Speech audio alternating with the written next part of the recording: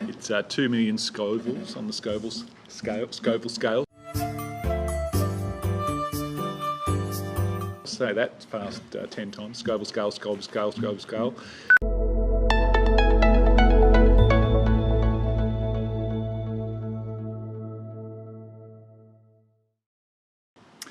Hi, this is Luke from e-CBD, and we're back again today to talk about Facebook leads and conversion ads. Sorry, we're a little bit late starting. We had a few technical difficulties.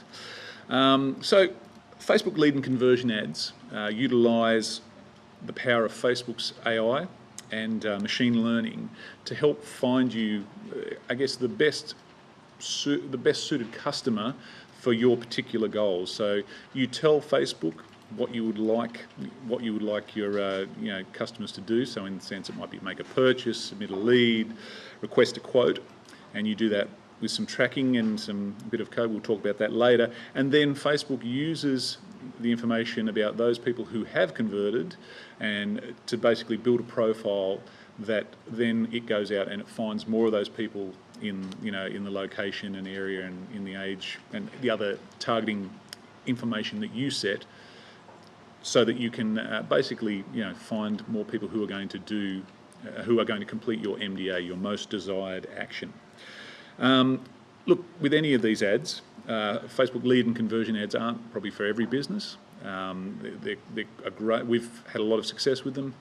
We've found they're really good for certain types of businesses, but we've seen them not work as well for others. So it's one of those things where you have to test it out, see if it works for you. But you obviously want to give it a reasonable go because there is the machine learning involved. But we'll talk a bit more about that as we go on. So lead ads. Lead ads are mobile only. So this means that somebody's on their mobile phone, they see your ad, they click on it, immediately a form and a bit of information that you set up comes across, and it's pre-populated with their details that they've already given to Facebook. Really making it a much better option in a lot of ways than sending them, say, off to your website where they've got to do all that manually themselves. So the Facebook lead ads are really great in that regard because they remove that, they keep people within Facebook, and which makes people feel comfortable, and they remove that barrier to conversion. Unlike if you send them off to your website and potentially they could wander off and not submit a lead. We find they're great for service-based businesses, good for businesses that have get a quote or apply now forms.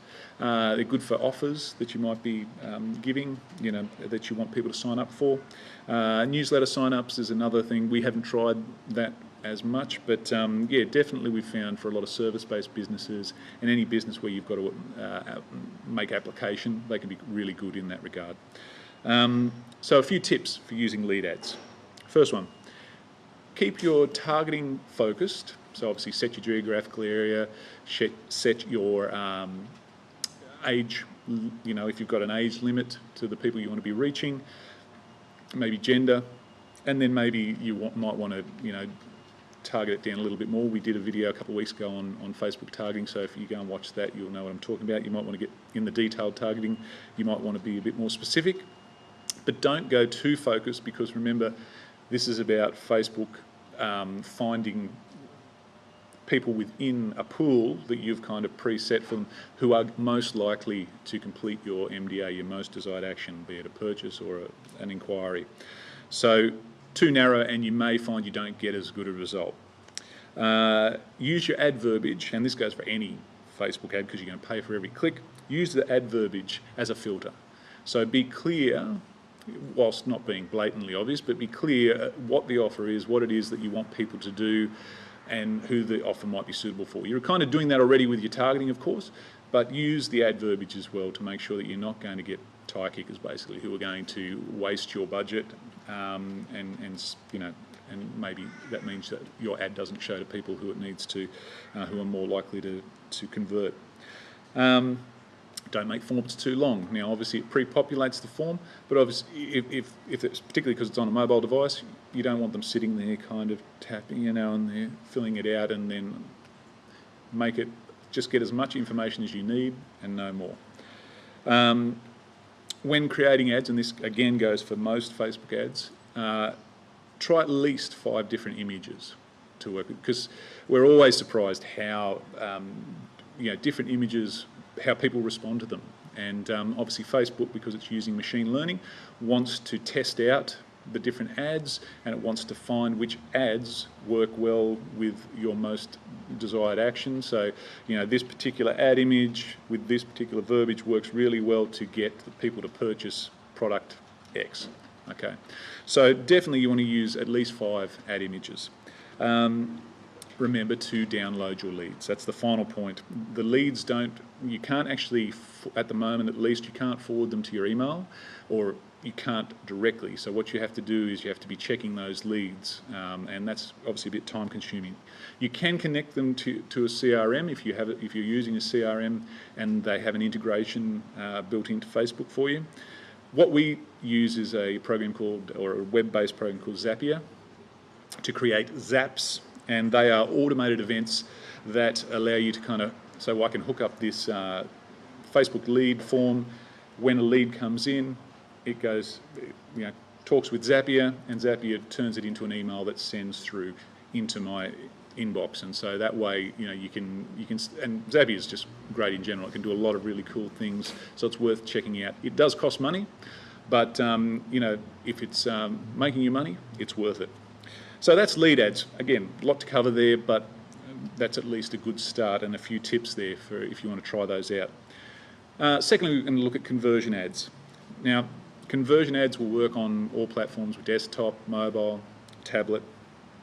But the big thing is you need your Facebook pixel installed. If you don't have your Facebook pixel installed, you're already missing out on a lot of data and information that could be very valuable for your business. But specifically for conversion ads, if you don't have the Facebook pixel installed, they just won't work.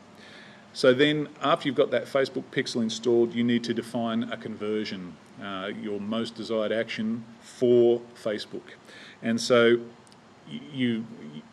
there's a bit of a process there. We won't go into the technicalities of that. If you need help with that, there's plenty of information from Facebook themselves, or we can always help you if you get stuck.